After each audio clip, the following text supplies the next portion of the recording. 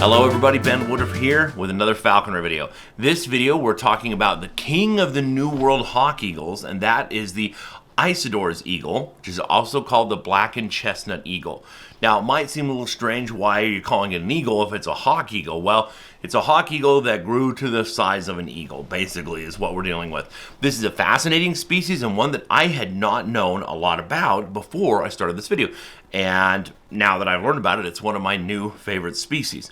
But the video you're about to watch has been clipped out of a long form video I made covering all four of these New World hawk eagle species. I'll put a link to that in the description down below, so if you would like to see the full video and see the relatives of this bird, then you have access to that. So without further ado, let's learn about the Isidor's eagle.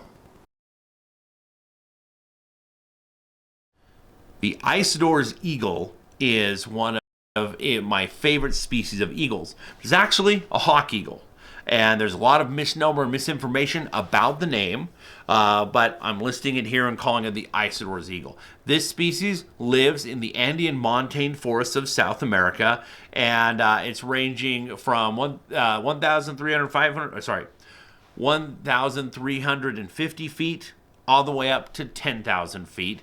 But really kind of its favorite range to range in is about 5,900 feet to about 8,200 feet. That's where you find it in its most density. The species itself is considered endangered and it might soon be listed as critically endangered. Now, this species I never cared about at all. I have been into birds my whole life, ever since I was a kid, back in the days before the internet in the 1900s, when I would get bird books.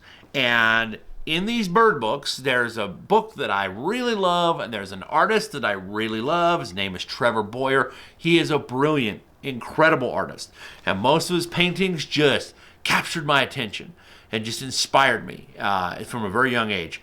But not of this one. Don't take a look at this picture here. This is from that very book, and Trevor Boyer's painting of the Isidor's eagle rubbed me the wrong way. The posture of the bird, the crest looked weird, the coloration looked weird. It kind of looked, it just kind of looked sort of weird to my sensibilities, my immature, misunderstanding sensibilities. So I didn't ever research much about it, and there wasn't much information out there about it anyways, as I found out trying to make this video, which is part of the reason why I made this video, so we could have this information more readily available. The truth is, this species, so it's called the Isidor's eagle, and all the books I read going way back called it the Isidor's eagle, which I thought, okay, well, we're kind of living in an interesting time now where it seems people get ticked off if there was any person of European descent who had a bird named after them. Nowadays, people are trying to change it. So now, if you see this bird listed anywhere, it's mostly called a Black-and-Chestnut Eagle, which I hate that. It's this noble bird. It's one of the largest eagles in the New World, and it's like the mighty Black-and-Chestnut Eagle, king of the Andes. It's like, what? And so I did a post recently about it and pointed out, I'm like, well, this is dumb. You know, it's the king of the Andes. Why not call it an Andean eagle? Isn't that better than a Black-and-Chestnut Eagle? It's an eagle, and it's black colored, and it's chestnut colored. Let's call it a Black-and-Chestnut Eagle. I call it an Andean eagle. It's the king of the Andes. And a very famous biologist saw my post and said, actually, I've got a book going back even further than your old books that I have. And in the earliest of days, he says it was listed as a Black-and-Chestnut Eagle. And he said it actually makes sense because the Isidor's eagle is the king of what is currently taxonomically listed as Spizaetus, or the New World hawk eagles. So again, the four New World hawk eagles, from smallest to biggest, are the black and white hawk eagle, the black hawk eagle, also known as a tyrant hawk eagle, the gorgeous ornate hawk eagle, and then the Black-and-Chestnut Eagle. So I'm like, okay, so all their original names are like, oh, it's black and white, it's black, it's ornate, it's black and chestnut. Okay, that kind of makes sense, but I still think the name is ridiculous. If you're not going to have it be an Isidor's eagle, I say common names are allowed to be shifted and changed. Call this thing the Andean eagle because it is the king of the New World hawk eagles. It dwarfs the others. It's infinitely bigger. not all the other hawk eagles in the New World don't break 2,000 grams, like no more than like 1,300 grams. This thing weighs 3,492 grams. These things are enormous. They're a proper sized eagle. They're a big, proper eagle. And they form a sister clade with all the other Spizaetus. So again, even though all the other hawk eagles in the New World have some sort of a crest, so does this. It's not enormous, but it does have a crest. And so basically, as we have unraveled the taxonomy, what we find with this bird is this is a species that branched off early on, but all the other hawk eagles they prefer much lower elevation, and they're hunting some very specific prey in very dense, very humid forests. And in those dense forests, being big is not good. If you're big, it's kind of hard to dodge trees, and so it's better to be smaller. Well, this bird conquered higher elevations where the trees are not nearly as dense, and so it did a lot better to get larger and to be able, therefore, being larger, to tackle a wider range of prey. So this species has a wingspan of 71 inches. So that's a 5 foot 11 inches. So basically, it's got a 6 foot wingspan. That's way larger than any other of the New World hawk eagles. It is considered to be the second largest of any neotropical eagle species. The only eagle bigger by weight and by wingspan is the Harpy eagle in the New World. Of the New World tropical eagles. I'm not getting into like stellar sea eagles that range in the north. We're not talking about them. We're talking about tropical jungle eagles of the New World. This is the second biggest. So this is a big, proper, solid eagle. The range of this species does cross over with the black-crested buzzard eagle. The black-crested buzzard eagle is also called the Chilean blue eagle. Now it's like, whoo, got to sound more proper now. It's like the black-chested buzzard eagle is related to the variable hawk and the white-backed hawk and a whole range of species that I'll have other videos coming out on. But because they cross over, they technically do compete a little bit. They also cross range with the black solitary eagle in that kind of 6,600 foot above sea level range. So these are very different lineages. You know, you're looking at the Isidor's eagle that this video is about. You know, it came from the tropics and moved up. Whereas the black-chested buzzard eagle has always been in those high elevation ranges.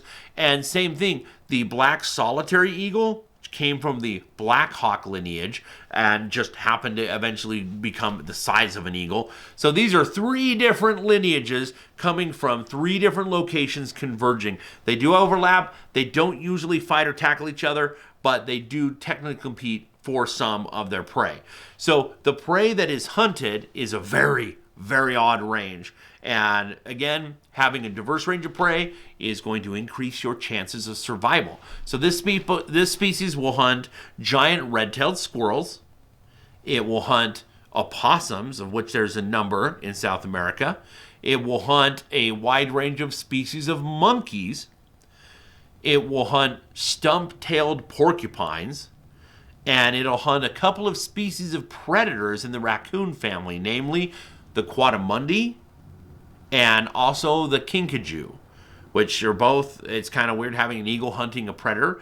They'll hunt the Andean guan, which is a distant relative of chickens, or sorry, turkeys, not chickens. Those are different. But they will hunt chickens as well. And that's one of the problems with persecution is sometimes if people have chickens out on their farm and this species is out soaring around and hey, there's chickens, that's easy, that's good eating, and chickens are not wired to be able to evade predators as well as other native species. And so sometimes this is called the chicken eagle by locals, which is kind of unfortunate because this species is very endangered and does need our protection or help. Now, even though it's a large eagle, and that might give you a sense of, okay, you're kind of slow and then you dive and you're fast. And yet, this species has been documented to regularly hunt band-tailed pigeons, which anything that can outrace and outdive and outmaneuver a band-tailed pigeon is a species that has a lot of ability, a lot of agility and a lot of ability. Now, this species, one of the very strange things about it is that it lays 2 eggs. And I'll tell you why that is rare. Usually, the larger a bird gets, the fewer eggs it will lay and the less often. So some of the smaller species of hawk eagles will only lay one egg. Like ornate hawk eagles, which are smaller than them, only lay one egg. So it's strange that here's a bigger eagle and it will lay 2 eggs and it will raise them both to adulthood. Why is that? Well, because the more competition you have, if you have a food source that is reliable and that allows you to live longer, you don't need to be replaced as often. So if you are going to live fast and die young, you better have given birth or hatched your replacement to replace you. So this is a species that lives well enough that left to its own devices is able to have more young because the range where it lives is able to support it. Because it's so large, it doesn't have much competition. But unfortunately, this species is very endangered and does need our help. The young of this bird, they look very much like other members of the Spizaetus genus, which Spizaetus is, again, the New World hawk eagles. It looks very similar to them and vice versa. So, again, you have, are these younger birds that, the smaller hawk eagles, like, for example, a black hawk eagle, the young birds, very pale. Are they trying to mimic the larger hawk eagles that are juvenile so that you won't mess with them? That could be the case. It's hard to know for sure, but we do know that among the hawk eagles, 3 of the 4 hawk eagles in the New World, including the Isidor's eagle, the young birds have a lot of pale colors that are very similar also to what a juvenile harpy eagle looks like. And again, that might be a form of inactive defense to just prevent people from messing with you because they think you are bigger than you really are just at first glance. The Isidor's eagle is a beautiful bird. It's got the red, the chestnut on its chest, and the rest is very black. The crest is not as large as the ornate hawk eagle or even the black hawk eagle, but it's still there, and it's still cool looking.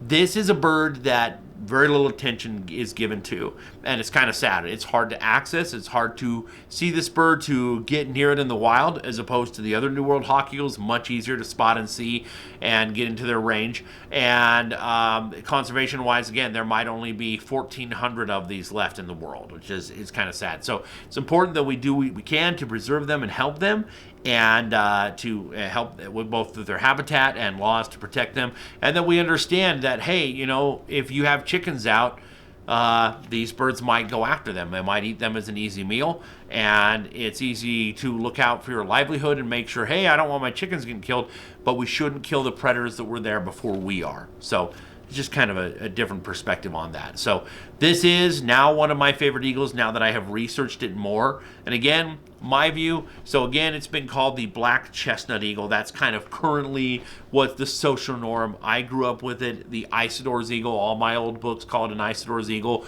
Most bird people today are calling it a Black-and-Chestnut Eagle.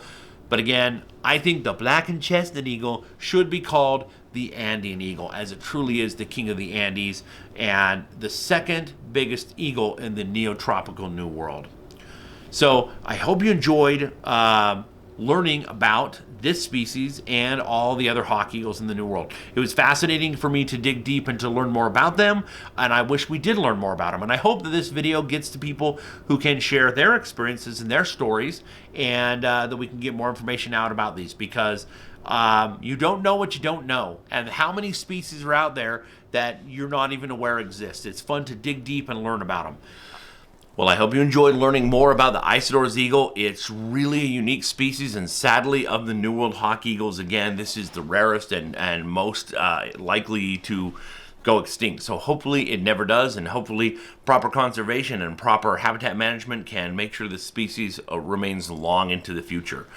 If you haven't already, if you could hit subscribe to my channel, I very much appreciate it. And if you want to support me on Patreon, I put the link down in the description below. And as always, happy hawking.